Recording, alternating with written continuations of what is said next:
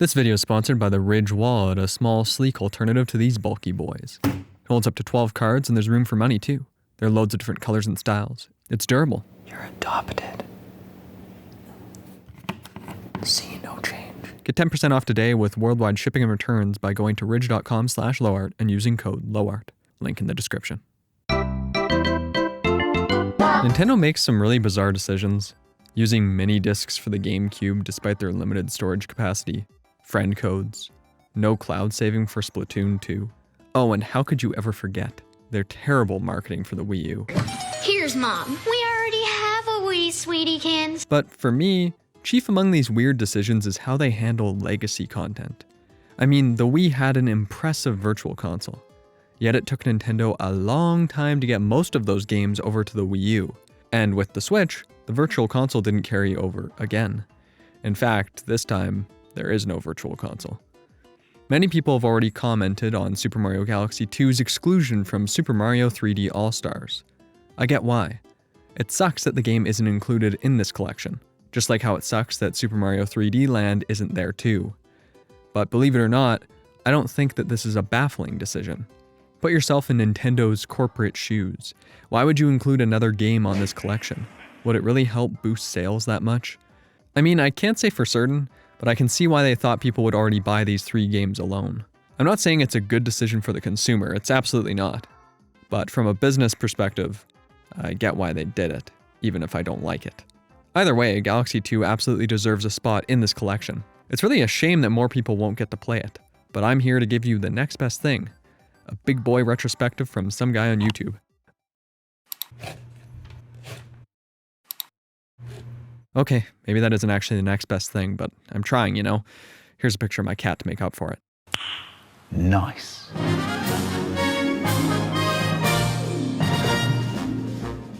I've heard many reviews describe Galaxy 2 as simply being more Galaxy, but early on the team didn't necessarily want the games to have such similar identities. In fact, they wanted to have a system that changed the whole game, something like Majora's Mask's day cycle, where every 3 days a time loop resets. Of course, the actual system probably wouldn't have looked all that much like the 3-day cycle in Majora's Mask, but the team wanted the game to have that element that differentiated it from the original. Either way, for better or worse, that idea was scrapped, and the game simply became about making more Galaxy. About making more fun levels, adding in new ideas, and polishing up what made the first Galaxy special already. Part of that polishing involved removing certain things from Galaxy. Most importantly, the Comet Observatory and the story that came along with it is gone, and there's nothing here to take its place. Well, I mean, there is Starship Mario, but it's incredibly small and there's no optional story content or real secrets. Level selection in general doesn't occur here either. Instead, the player needs to step on this button and a level select screen comes up. The story, meanwhile, is presented as a storybook retelling of Galaxy's plot, though I guess that's not entirely accurate. Certain elements of the story have been entirely removed. In particular, Rosalina's storybook is absent. All in all, it's clear that this game's creators weren't even remotely concerned with the story. According to an interview, Yoshiaki Koizumi, who was the director of the first Galaxy game, felt that a story was important because it tied the various elements of the game together. However, he eventually changed his mind about Mario needing a story. Instead, here, he talks about how Mario games are more like musical instruments or tools to play around with. The main positive of these changes is that the player gets into the game faster. After all, in my review of the first Galaxy, one of my biggest criticisms stemmed from how often it booted the player back to the beginning of the observatory and how long it took to get into the game. Here though? Well, it basically takes no time to get to this button on Starship Mario and move over to the level select screen.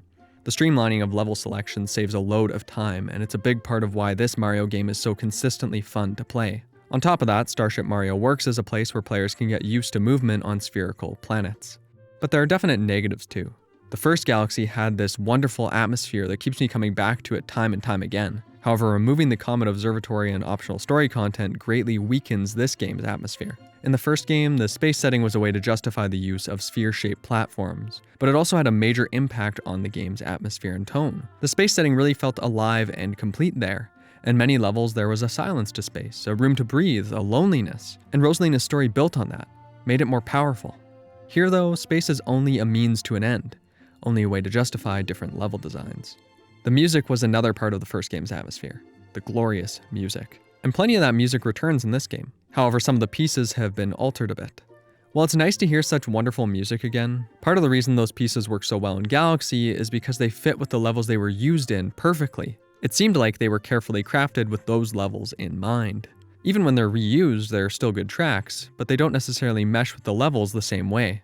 For example, Supermassive Galaxy's music is a remix of the first game's Toy Time Galaxy music. While the playful tone of this piece suits Mario in general, it's clear that it was crafted for this level and not this one. There's the buzzing robotic synths, which line up well with many of the contraptions in that galaxy. In addition, the use of Orff instruments and a train whistle lends the music a childish energy to it, and I mean, there is a train in the level itself. If a level like Supermassive Galaxy had been in the first game, I think the music would have done a lot more to reflect that particular level's atmosphere. Maybe some deep brass and timpani hits could have been used to mirror the giant enemies roaming around the stage. Now, I don't want to come across like I hate this soundtrack. Most of these tracks fit their levels well enough, and they're good pieces of music. If you put either one of these soundtracks on for a road trip, I'd listen to it happily.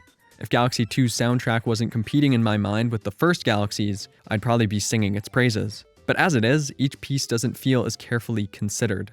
Either way, the cameras definitely received some polish. Now, running around on curved planets feels a lot more normal. What I mean by that is that the camera is carefully placed so Mario rarely ends up running around in weird orientations.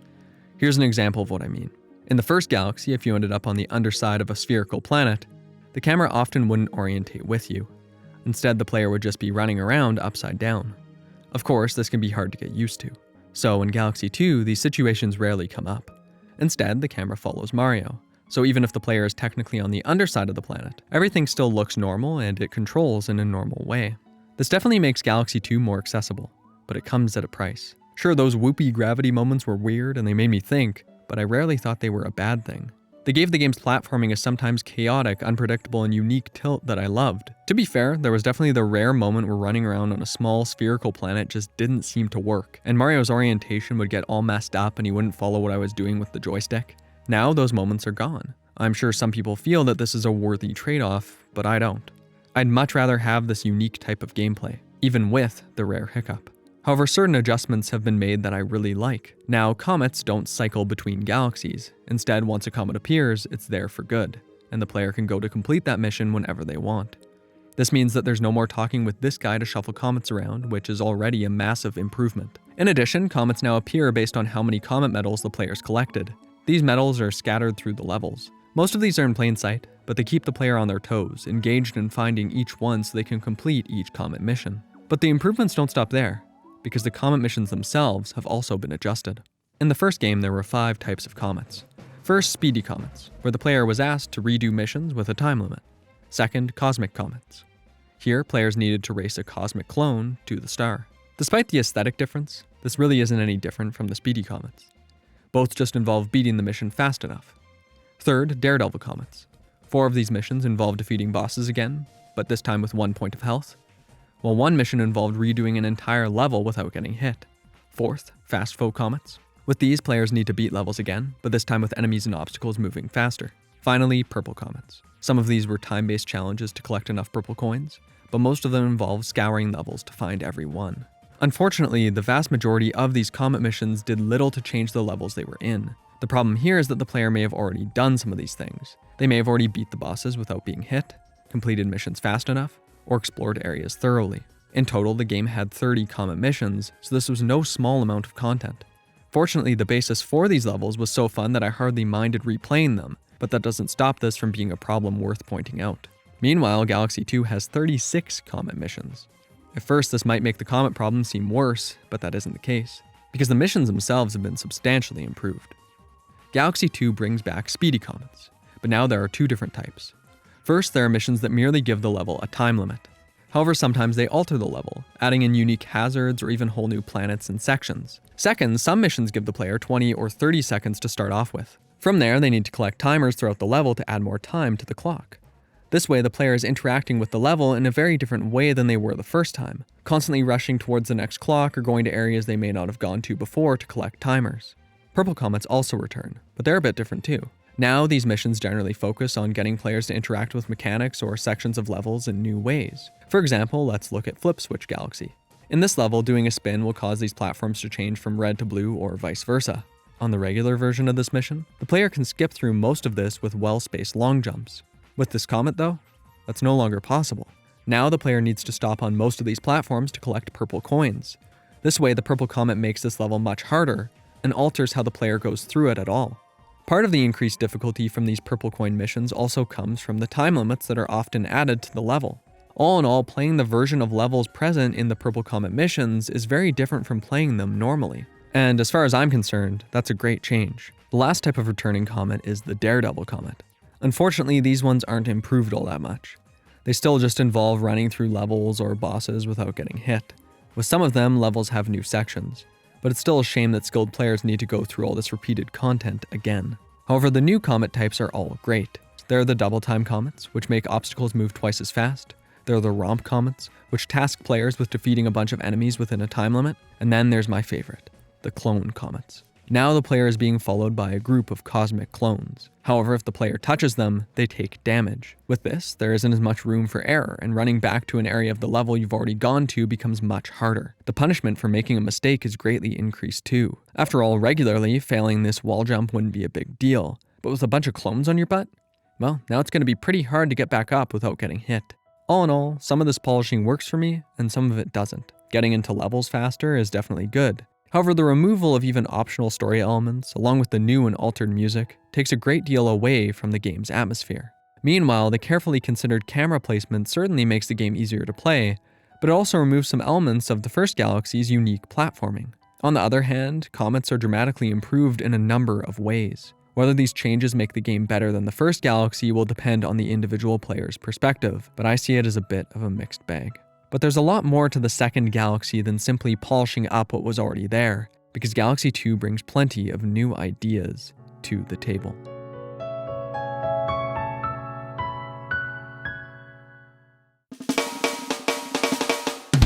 Just like the majority of levels in the first Galaxy, Galaxy 2's levels are linear in nature. Fortunately, the game leans into the strengths of this design by introducing new concepts in nearly every level, and then building upon those concepts in various increasingly complex ways. For example, Puzzle Plank Galaxy involves variations on ground pounding. First, the player smashes their button to this giant platform, sending it down into the area below. Second, they need to pound this button to make a launch star appear. Third, there are these towers to pound down to the other side of this platform. Fourth, to change the pace a bit, there's this platforming section with saws that cut apart platforms, causing them to fall. Fifth, there's this puzzle that the player needs to put together by pounding puzzle pieces into their proper places. Finally, there's a boss fight, where the player needs to ground pound on top of them to get the star. None of these challenges are particularly difficult, but they still represent various ways of exploring a single mechanic. Regardless of how basic that mechanic is, using it in a variety of circumstances is still compelling. Plenty of other examples are more compelling too. There's the Flipsville Galaxy's use of grates, which begins relatively tame, but eventually evolves into the player needing to flip through and transfer between moving platforms. There's the Chopwork Galaxy's obstacle clearing challenges, where the player must make a path for these chain chomp balls to get to their destination. There's the Melty Monster Galaxy's use of these lava guys, which begins with pole stars and ends with navigating across these small spheres. All in all, nearly every level in Galaxy 2 is organized this way, and that isn't a bad thing. On the contrary, my first playthrough was full of wonder as I constantly encountered new ideas, and I haven't gotten bored of this game since. Just writing this paragraph made me want to go back and play them again. In the first Galaxy game, there were various galaxies that I called exploratory galaxies. These were galaxies where big sections stayed the same throughout missions, with the player needing to, well, explore around a bit more to find where they needed to go. While some galaxies in Galaxy 2 have fairly wide areas, it's almost always easy to tell where you need to go because the areas are still quite linear in appearance. As such, this game only has 2 galaxies that I'd really consider exploratory. One of these is the Throwback Galaxy, which is a remake of Whomp's Fortress from Mario 64. And just like back then, it's a great level. The other one is the Starshine Beach Galaxy, and the Piontas are back, which is probably the most important thing to ever happen, even though it's a shame that they don't have that same pizzazz they once did. In Galaxy 2, it looks like they've lost their souls. Either way, even though there aren't many of them, these galaxies still add in a nice bit of variety. Galaxy 2 is full of its own new ideas, though. First, there's Yoshi, and Nintendo really wanted you to know Yoshi was here. And yeah, Yoshi's great. Using the pointer, the player can choose where his tongue will go. He can gobble up enemies, nab projectiles to fire back, pull platforms out of walls, and swing around. It's one of the best uses of the pointer I've seen, and I can't think of another way of controlling this that would work quite as well. On top of that, Yoshi has his own power-ups. All of them are timed, which makes them more situational than anything else. In other words, they can only be used in scripted sections where they're meant to be used. But that isn't really a problem. This is just another way of giving Yoshi's sections their own feel, along with a good dose of variety. Overall in this game, Yoshi presents an opportunity for the designers to bring whole new challenge types into the mix. Oh, and he learned to swim now, so that's nice. Good on you, Yoshi. In total, Galaxy 2 has 49 galaxies, and Yoshi appears in 12 of them. While that's no small number, I still wanted more of him. He's just so fun to use. In addition, it feels like there's a lot of untapped potential with the challenges that involve him. For example, there could have been a trickier Dash Pepper level, or a Bulbberry level with some more difficult platforming. Even so, if my worst complaint is that I want more of something, well, it's hard to complain all that much about that. Mario gets his own set of new power-ups too. First, there's the Rock Mushroom, which only appears in 3 galaxies. Much like Yoshi's various power-ups, it's very situational. But again, that isn't a bad thing. Plowing through enemies, knocking down bowling pins, and flying through obstacle courses are all satisfying tasks to complete. Second, there's the Spin Drill. This one only appears in 5 galaxies. It has a trade-off element to it because when Mario's holding it, he can no longer do a spin jump.